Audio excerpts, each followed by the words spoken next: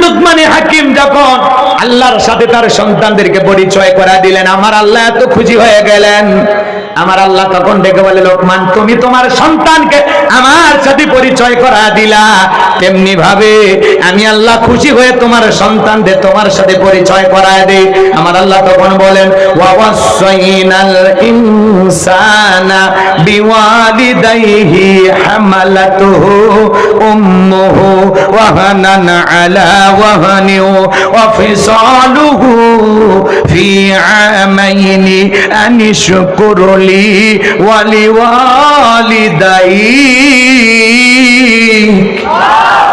ইলাইয়াল মাসির।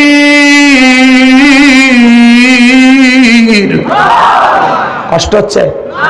এই জায়গায় আল্লাহ তাআলা পিতা মাতার খেদমতের কয়েকটা কথা বলেছে। যদি কেউ ওঠেন আমি বুঝবো মানে মা বাবারে ভালোবাসেন। কষ্ট হচ্ছে আপনাদের? আমার কথা না, কথা কার? আল্লাহ বলতেছেন। লোকমান হাকিম যখন তার সন্তানকে আল্লাহর সাথে পরিচয় করা দিলেন, আমার আল্লাহ খুশি হয়ে বলেন, ওয়াসাইনাল ইনসানা বিওয়ালিদাইহি হামালাতুহু উম্মুহু ওয়াহানান আলা ওয়াহানি ওয়া ফিসালুহু ফি আমাইনি আনিশকুর লি ওয়া লিওয়ালিদাইক ইলাইয়াল মাসির। আমার আল্লাহ ডেকে বলেন, আমি তো মানুষকে নির্দেশ দিয়েছি তারা যেন মাতা পিতার সাথে সদাচরণ করে, উত্তম ব্যবহার করে, ভালো ব্যবহার করে। কারণ হলো তার মা কষ্টের পর কষ্ট সহ্য করে তাকে গর্ভধারণ করেছে, 2-2.5 বছর বুকের দুধ পান করাইছে। সুতরাং আমার প্রতি মাতা পিতার প্রতি তোমরা কৃতজ্ঞ হও, আর তোমরা সবাই তুমি আল্লাহর দিকেই প্রত্যাবর্তন করবা। আমার আল্লাহ জানায়া দিলেন, পিতা মাতার খেদমত করতে হবে, তাদের সাথে ভালো আচরণ করতে হবে। কারণ একজন মা সন্তান গর্ভ ধারণ করে কত কষ্ট করে জানেন? এ বাজান গো, আমার ছোট্ট একটু কথা বলে দিয়ে যায়, মন খারাপ করেন না, শুনে যান। আপনি আমি যখন মায়ের গর্ভে ছিলাম, এ বাজান 3-4 মাস যখন হয়ে যায় মা খাইতে পারে না, আমার বমি বমি হয়, মার রুচিতে কষ্ট হয়ে যায়। 7-8 মাস যখন হয়ে যায়, সন্তানটা যখন আস্তে আস্তে বড় হয়, আপনি আমি মায়ের গর্ভে যে জায়গাটাতে ছিলাম ওই জায়গাটা মাত্র হলো 10 ইঞ্চি। সন্তানের পা দুটো যখন বড় হয়ে যায়, মায়ের কলিজার সাথে আল্লাহ তাআলা পা দুটো সেট করে দেয়।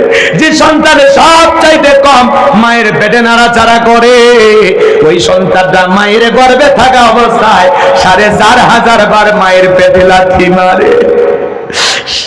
8-9 মাস যখন হয়ে যায়, মার পেটটা যখন ভারী হয়ে যায়, মার ডান কাত হইতে কষ্ট হয়, বাম কাত হইতে কষ্ট হয়। একটা মানুষের ভিতরে আর একটা জীবন্ত মানুষ, তরমুজের মতো মায়ের পেটটা যখন বড় হয়ে গেছে, যুবক রে, 2টা ইট যদি তোর পেটে বেঁধে দেওয়া হয়, 2 দিন নিয়ে চলতে পারবি না। 1 লাখ টাকা দিলেও তোর পক্ষে ভাবে চলা কঠিন হয়ে যাবে। কথা বলেন ঠিক কিনা? মা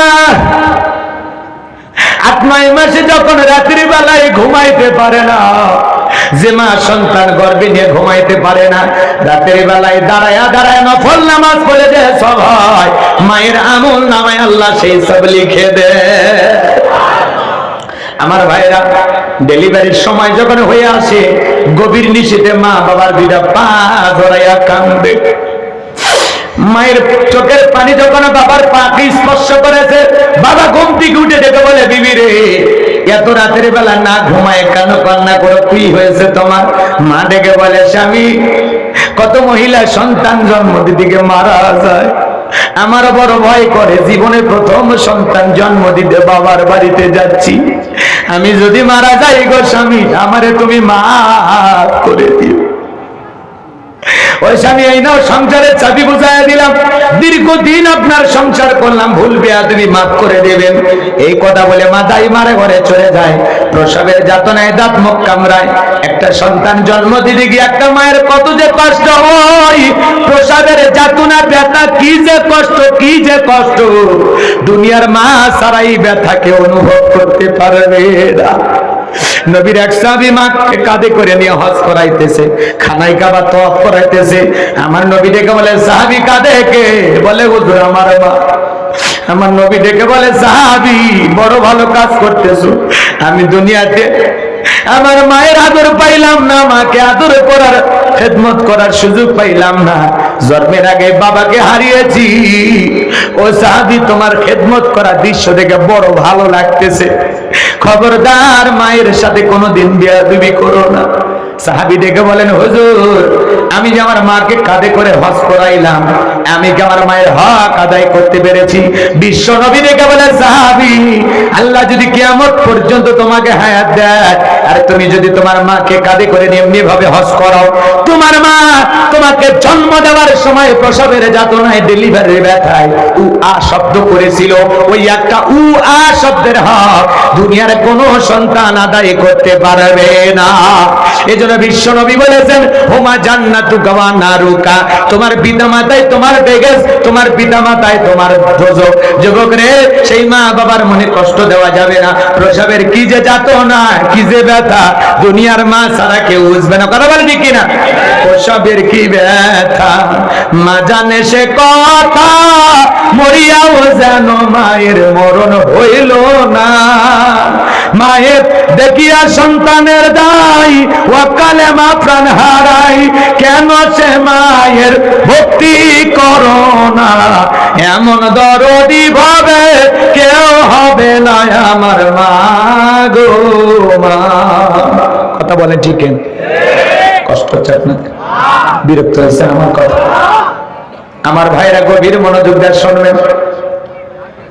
মা প্রসাদের বেদনায়, যন্ত্রণায় এত কান্না করেন, এত কান্না করেন, এত কষ্ট পান। এরপরে বাজান গো আমার, সন্তান ডেলিভারির সময় ছোট্ট বালতি দিয়ে এক বালতির মতো মা রক্ত জমিনে ঢেলে ফেলে দেয়। কত মা জ্ঞান হারায় ফেলে। কিছুক্ষণ পরে মা যখন হোশ ফিরে পায়, ডেকে বলে, কই আমার সোনা মানিক, আমার কোলে দাও। মা সন্তানকে কোলে নিয়ে গালে মুখে চুমা খায় আর বলে, বাঁচা ধন বেঁচে থাক, আল্লাহ তোরে বড় মানুষ বানা। যে মা নিজে না খাইয়া তোমার আমার মুখে খাবার তুলে দিল রে যুবক, সেই মা বাবার সাথে কোনো বেয়াদবি করা যাবে না। যারা পিতা মাতার সাথে বেয়াদবি করে তাদের একটা বাস্তব ঘটনা 2 মিনিটে বলে দেয়, কষ্ট হবে আপনাদের। হবিগঞ্জের বাস্তব একটা ঘটনা বাজান গো আমার। এই ছেলেটা সরকারি চাকরি করত, দিনকাল ভালো হয়ে যায়, সুন্দরী বউ পাইছে। ছেলেটা ছিল বউ পাগল। এরকম বউ পাগল ছেলে নাই। বউ যদি বলে দাঁড়িয়ে পেশাব করে, ও তাই করে। এরকম বউ পাগল মানে বউ পাগল, বুঝেন তো? বউ যা বলে ও তাই করে। এরকম একটা বউ পাগল ছেলে চাকরি থেকে বাড়িতে এসেছে ছুটিতে। প্রিয়তমা স্ত্রী দেখে বলে, স্বামী, তোমার মা সারা রাত গ্যাঙ্গায় চিল্লা চিল্লি করে, তোমার মায়ের কারণে রাতের ঘুম আমার ভালো মতো হয় না।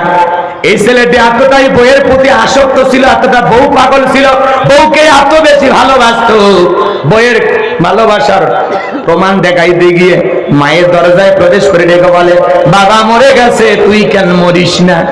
নাউজুবিল্লাহ। বৃদ্ধ বয়সে মা বাবাকে বোঝা মনে করে এরকম কুলাঙ্গার সন্তান আছে না নাই? একটু মনোযোগ দিয়ে শোনেন বাজান গো আমার। এই ছেলেটা ডেকে বলে, মা, তোর কারণে আমার বউ শান্তির ঘুম ঘুমাইতে পারে না। বাবা মরে গেছে, বেঁচে গেছে, তুই কেন মরিস না? রাগান্বিত হয়ে মাথা গরম কইরা মার পেটের ওপরে জোরে করে মারছে একটা লাথি। মা দেখে বলে, বাবা রে, এই পেটে লাথি মারলি তুই কি ভুলে গেছিস? এই পেটের ভিতরে আমি মাত্র 10 মাস 10 দিন ঠাই দিয়েছিলাম। এ বাবা, ডানে পেশাব করলে বামে রেখেছিলাম, বামে পেশাব করলে ডানে রেখেছিলাম। আবার যখন ডান বাম 2 জায়গায় পেশাব করে দিয়েছিলে, আমি মা বুকটাকে বালিশ বানায়া তোরে নিয়ে ঘুমাইছিলাম রে বাবা। কিছুক্ষণ পরে পেশাব করে দিয়া আমার শাড়ি নষ্ট করে দিয়েছিস, আমার কাপড়গুলো নষ্ট করে দিয়েছিস। ওই গভীর রাত্রে আমি মা তোকে ছুঁড়ে ফেলে দেই নাই, আবার শুকনো জায়গায় রেখেছি। তোরে শুকনো জায়গায় রেখে আমি মা ভিজা জায়গায় ঘুমাইছি। আজকে বইয়ের কথা শুনে মার পেটে লাথি মারলি, তুই কি জানিস না রে বাবা? আমার জয়েন্টে জয়েন্টে ব্যথা। একটা মা সন্তান জন্ম দিদিকে শরীরের এত ক্যালোরি ক্ষয় হয় এ বাজান, এই জন্য শেষ বয়সে মার জয়েন্টে জয়েন্টে হাড়ে হাড়ে ব্যথা হয়। মা কি এমনি কষ্ট পায়? তোমার আমার মতো মানুষগুলোকে মা যদি দুনিয়াতে মুখ না দেখাইতো, জন্ম না দিত, মায়ের শরীরের কোনো ক্ষতি হইতো না। মা তোমাকে আমাকে জন্ম দিতে গিয়ে শেষ বয়সে মায়ের এত কষ্ট, এত রোগ। কথা বলেন ঠিক কিনা? কষ্ট হচ্ছে আপনাদের? আমার ভাইয়েরা গভীর মনোযোগ দিয়ে কথাগুলো শুনবেন। এইবার ছেলেটা মার বুকে লাথি মারছে, মা অনেক কথা বললো, ছেলেটা মায়ের কোনো কথা কর্ণপাত করলো না। কিছুদিন পরে মা দুঃখিনী কষ্ট পায় বুকের যন্ত্রণায় ব্যথায় মারা গেল। এইবার ছেলেটা মাকে দাফন করার পরে এই ছেলেটার দেহের ভিতরে পায়ের ভিতরে আস্তে করে একটু ঘা দেখা দিল, ছোট ছোট ফুটনির মতো ঘা। এই ঘাটা আস্তে আস্তে এক পা থেকে আর এক পা থেকে পুরো শরীরের ভিতরে, হাতে পুরো চেহারার ভিতরে ঘা দেখা দিল। ডাক্তার দেখায়, কবিরাজ দেখায়, দিন দিন ঘা বৃদ্ধি হয়। ঘা গুলো এমন অবস্থা সৃষ্টি করলো, দেহের গোস্তগুলো খসে খসে গলে গলে পচে পচে পড়তে লাগলো। দেহের ভিতরে কষ পড়ে, পানি পড়ে, ব্যথা পড়ে, পুষ হয়। দেহের গোস্তগুলো যখন খসে পড়তে লাগলো, ডাক্তার কবিরাজ কোনো মতেই চিকিৎসা করে যখন ভালো হয় না, সুন্দরী বউটা তখন ডেকে বলে, তোমার মতো পচা অসুস্থ স্বামীর সংসার করার সময় আমার নাই। ডাক্তার এত পরীক্ষা নিরীক্ষা করলাম, চিকিৎসা করলাম, তোমার ভালো হওয়ার কোনো সম্ভাবনা নাই, তুমি থাকো তোমার মতো, আমি চললাম বাবার বাড়িতে। এখন কি আর রহিমার মতো সুন্দরী পাওয়া যাবে? 18 বছর আপনার সেবা করবে। এখনকার মা বোনদের ডিজিটাল মেজাজ, মন মানসিকতার অবস্থা এমন, 6 মাস 1 বছর যদি স্বামী অসুস্থ থাকে, ওর মেজাজ দেখে কি আছে না নাই? ঔষধ 6 মাস 1 বছর অসুস্থ থাকলে স্বামীকে বলে ঔষধ খাও তো, খায় না, উদ্ধার করো, মরণের রোগ আছে, মরেও না, মরেও না, মরেও না, ঔষধ খাওয়ায় আবার মরণের দোয়া করে। এরকম আছে না নাই? আইয়ুব আলাইহিস সালাম 18 বছর অসুস্থ, বিবি স্বামীকে ফেলায় যায়নি। এখন 18 বছর, 4-5 বছর যদি অসুস্থ থাকেন, পরে সুস্থ হয়ে জ্ঞান ফিরে পেলে দেখবেন বউ আর এক জায়গায় বিয়ে করিয়া 4টে বাচ্চার মা হয়ে গেছে। এখন 18 বছর, সে বলে 3 মাস 6 মাস অসুস্থ থাকলে বউয়ের মেজাজ দেখা যায় না। ওই এত মানুষ মরে, তুমি মরো না, ফাও ফাও ওষুধ দিলে খাচ্ছ, কথা বলে আছে না নাই? রাগ করেছেন মনে হয়? বাজার গো, সামনের দিকে যাই, মন খারাপ কেউ করবেন না, কষ্ট মনের মধ্যে নেবেন না। সুন্দরী বউটা চলে গেল, দীর্ঘদিন চাকরি না যাওয়ার কারণে চাকরিটাও চলে গেল। ডাক্তার কবিরাজ দিয়ে যখন ভালো হয় না, গ্রামের মানুষ এইবার দেখে বলে, বাবা তোমার দেহে যে ভাইরাস হয়েছে, যে রোগ হয়েছে, ভালো হওয়ার কোনো সম্ভাবনা নাই। এই রোগ গ্রামের আরো 2-4 জনের ভিতরে ছড়িয়ে পড়তে পারে, এই গ্রাম থেকে তুমি চলে যাও। বউ চলে গেল, গ্রামবাসী দাঁড়িয়ে দিল, যেখানে যায় মানুষ থুতু নিক্ষেপ করে দূর দূর করে তাড়ায় দেয়। দিকের দুর্গন্ধ, পচা দুর্গন্ধ, বস্তুগুলো গলে গলে খসে খসে পড়তেছে। ছোট্টবেলার এক শিক্ষকের সাথে দেখা হয়ে গেল, রাস্তার পারে লোকটা দাঁড়িয়ে ছিল, চেহারার মধ্যে একটা হালকা ছোটবেলার ছাপটা পায়ে দেখে বলে, বাবা তোমার দেখে চেনা আছে না মনে হয়, তুমি মনে হয় আমার ছাত্র ছিলা, ছোটবেলায় তোমার পড়াশোনা করাইছিলাম, শুনেছিলাম তুমি চাকরি পাইছিলা, ভালো একটা অবস্থানে ছিলা, আজকে তোমার এই অবস্থা কেন? দেখে বলে, স্যার দুনিয়ার শিক্ষা দিয়েছেন, আখিরাতের শিক্ষা দেয় না, আখিরাতের শিক্ষা দেন নাই। ও স্যার দুনিয়ার শিক্ষা পেয়েছি, কিন্তু মায়ের সাথে কি ব্যবহার করতে হবে সেই শিক্ষাটা আমি পাই নাই। মায়ের সাথে বেয়াদবি করার কারণে আজকে আমার জীবনের এই অভিশপ্ত পরিণতি। কি হয়েছে বাবা, ঘটনা খুলে বলো।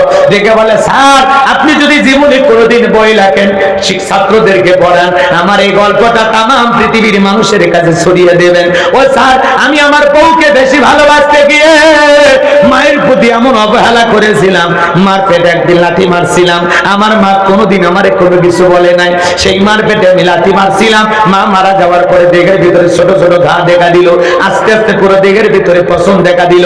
ডাক্তার কবিরা সারাইতে পারলো না, চাকরিও চলে গেছে, বিবিও চলে গেছে, গ্রামের মানুষ তারা দিয়েছে। এখন পথে ঘাটে যে জায়গায় দাঁড়ায় মানুষ দেখে আর দূর দূর করে তাড়ায় দেয়। স্যার গো স্যার, আমার জীবনের এই পরিণতি হওয়ার পিছনে একটাই কারণ, আমি আমার মায়ের সাথে চরম বেয়াদবি করেছি। মাকে লাথি মারার কারণে যে মা সুরক্ষিত পেটের ভিতরে আমাকে ঠাই দিয়েছিল, সেই পেটে লাথি মারার কারণে আমার আল্লাহ আমাকে দুনিয়াতে শাস্তি দিয়েছে। আমার জীবনের এই অভিশপ্ত পরিণতি হওয়ার পিছনে একটাই কারণ, আমি আমার মার সাথে চরম বেয়াদবি করেছি। এ কুষ্টিয়ার যুবকেরা রে, বইয়ের ভালোবাসা বইয়ের কাছে, মায়ের ভালোবাসা মায়ের কাছে, কাউকে বেশি প্রাধান্য দিকে কারো প্রতি অবহেলা করা যাবে না। যুবক রে, মা বাবার মনে কোনো কষ্ট দেওয়া যাবে না। আজকে তুমি তোমার মা বাবার সাথে যে আচরণ করবা, তোমার সন্তানও তোমার সাথে সে আচরণ করবে। যুবক রে, যে মা বাবা এত কষ্ট করে দুনিয়ার মুখটা দেখাইলো, মাথার ঘাম পায়ে ফেলে বাবা আমাদেরকে পড়াশোনা করাইলো, যুবক রে, সেই মা বাবার মনে কোনোদিন কষ্ট দেওয়া যাবে না। পিতা মাতা কত বড় নিয়ামত, যাদের চেহারার দিকে তাকাইলে আমল নামাই কবুল হজের সব আল্লাহ লিখে দেয়। আমি হুজুর দোয়া করলে পানি পড়া দিলে কবুল হইতেও পারে নাও পারে, কিন্তু তোমার মা বাবা যদি দোয়া করে এই দোয়া 100% কবুল হবে। যুবক রে, মা বাবার দোয়া আল্লাহ ফিরায় না। মা বাবা দোয়া করলে রিক্সা চালক ভ্যান চালক থেকে আল্লাহ কোটিপতি বানায় দিবে, আর মা বাবা যদি বদদোয়া দেয় কোটিপতি থেকে আল্লাহ করে রাস্তায় ফকিরি বানায় দেবে। কথা বলেন ঠিক কি না? এই জন্য মা বাবার মনে কষ্ট দেওয়া যাবে না। যুবক আমার এই দুইটা হাত তোদের পায়ের কাছে রাখলাম, কোন কোন যুবক মা বাবার মনে কোনদিন কষ্ট দিবা না, ব্যথা দিবা না, চোখ রাঙাবা না। ওয়াকাদা রাব্বুকা আল্লা তা'বুদু ইল্লা ইয়্যাহু ওয়া বিল ওয়ালিদাইনি ইহসানা। আমার ইবাদত করো, আমার গোলামি করো, আমার ইবাদতের সাথে কাউকে শরীক করো না। আমার ইবাদতের পর তোমাদের দায়িত্ব হলো মাতা পিতার খেদমত করো, তাদের সাথে উত্তম আচরণ করো। পিতা মাতার খেদমত করে কারা কারা জান্নাতে যেতে চান? দুই হাত তুলে আমার আল্লাহকে একবার দেখা।